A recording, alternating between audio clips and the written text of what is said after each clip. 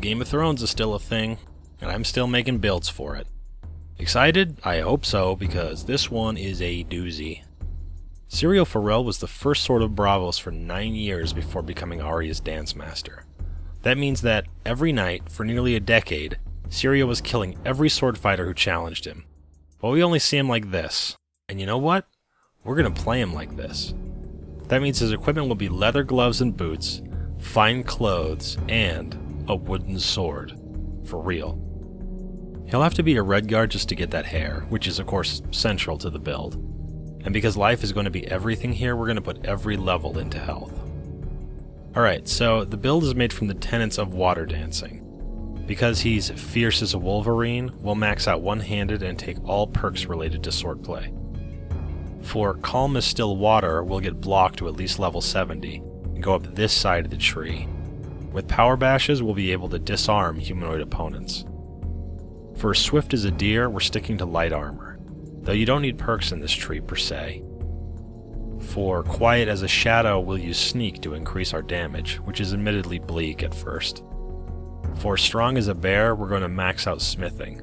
We're doing this to improve our wooden sword and leather gear, so we only need 2 perks here. For the oft-used fear cuts deeper than swords, we're going to max and exploit alchemy. I'll cover that in a second. And since we are as quick as a snake, we're going to use Elemental Fury to max out the damage output with this sword. Here are the locations of the Elemental Fury word walls. Alright, cool. We've got our build, but we need to improve our weapon and armor. By, like, a lot. So we're going to be item hunting all game. In particular, we're looking for high-level items that fortify smithing and alchemy, and jewelry that fortify one-handed.